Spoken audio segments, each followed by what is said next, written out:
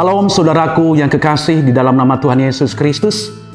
Saya senang sekali bisa bertemu dengan saudara hari ini. Saya akan membaca kebenaran firman Tuhan yang tertulis di dalam kitab Pengkhotbah pasal 7 ayat yang ke-9. Beginilah firman Tuhan. Jangan lekas-lekas marah dalam hati, karena amarah menetap dalam dada orang bodoh. Kita banyak tahu orang cepat sekali marah. Kita ketemu di jalan, kesenggol sedikit, sudah emosi. Apalagi nanti pada bulan ini ada Piala Dunia. Nonton bola. Apalagi kalau klub yang dia favoritkan kalah. Udah macam-macam omongannya. Bisa emosi. Tetapi saudaraku yang dikasih oleh Tuhan, itu lumrah. Kenapa? Karena emosi sebenarnya adalah hal yang luar biasa. Tetapi ada bahaya emosi kalau dikendalikan oleh iblis. Atau dierten oleh setan. Atau diramu oleh setan. Dibumbu-bumbui oleh iblis. Dibumbui di sini.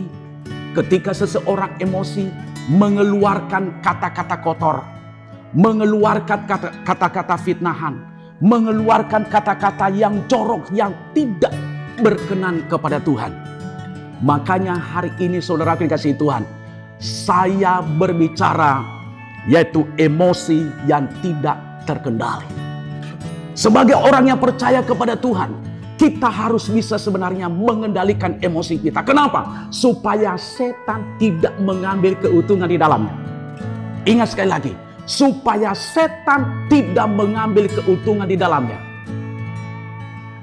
Makanya kita harus kendalikan emosi kita. Nah, saudaraku dikasih Tuhan, bagaimana caranya kita tahu ciri-ciri orang yang tidak bisa mengendalikan emosinya? 1.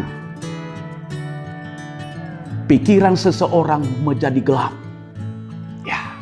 Orang yang tidak bisa mengendalikan emosinya, pikiran seseorang menjadi gelap.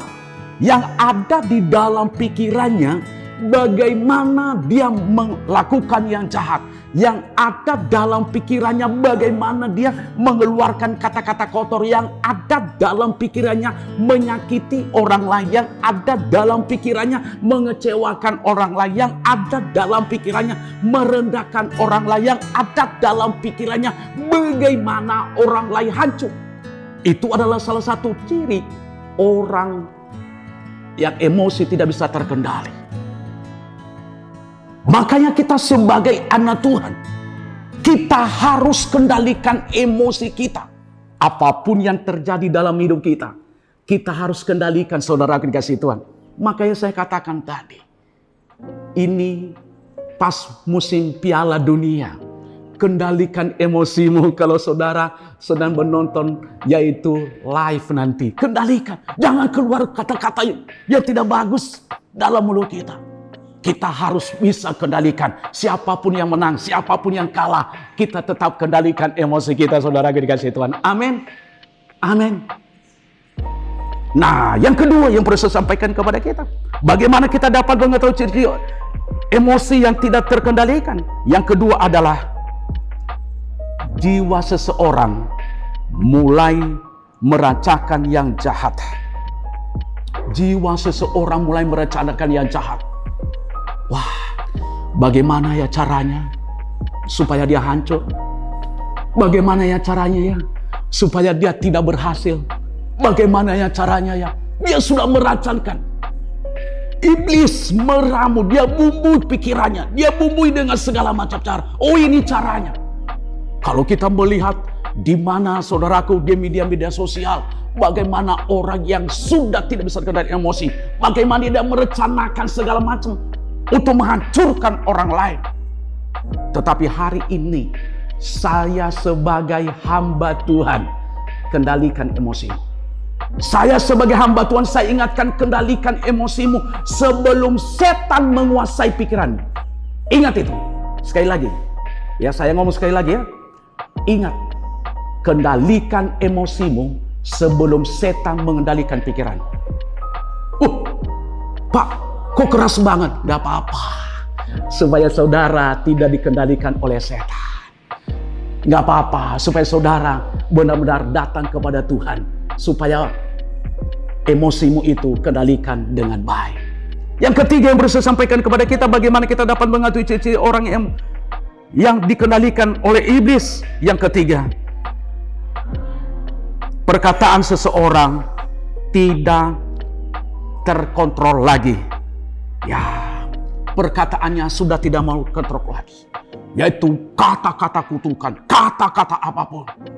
Kalau seorang bapak, Pak, kalau marah sama anak, jangan kutuki anakmu.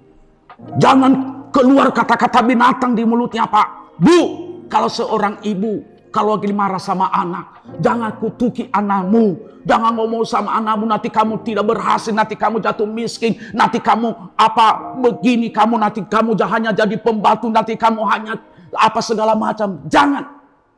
Tetapi saudara harus keluar dari mulutmu, yaitu anak saya diberkati oleh Tuhan. Amin, saudara dikasihi Tuhan. Yang keempat yang perlu saya sampaikan kepada kita, ya, bagaimana caranya kita mengerti ciri-ciri orang yang emosi yang sudah dikuasai oleh iblis. Yang keempat, sikap seseorang dan perbuatannya mulai jahat. Saudaraku dikasihi Tuhan, mari jangan sampai sikap kita, kadang-kadang sikap kita tidak mencerminkan hidup kita sebagai orang yang percaya kepada Tuhan. Kadang-kadang sikap kita, attitude kita tidak mencerminkan kita sebagai orang yang percaya kepada Tuhan. Hari ini saudaraku, miliki sikap yang baik. Jangan miliki sikap yang sudah dikendalikan oleh iblis. Jangan. Tetapi mari saya terus mengajak kita agar kita terus memiliki sikap yang baik. Kenapa? Karena kita sudah mengendalikan emosi kita. Kalau saya ambil kesimpulan dalam khotbah saya ini, yaitu kita harus belajar dan terus belajar untuk mengendalikan emosi dalam situasi apapun, dimanapun Tuhan tempatkan kita. Sukses saudara, Tuhan Yesus memberkati. Jangan lupa subscribe, like, dan share. Tuhan Yesus memberkati. Amin.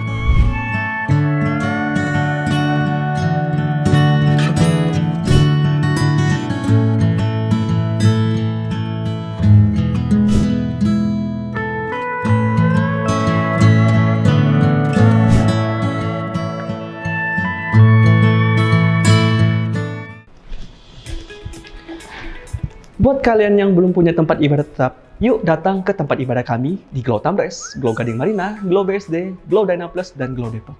Tuhan Yesus memberkati kalian semua. Amin.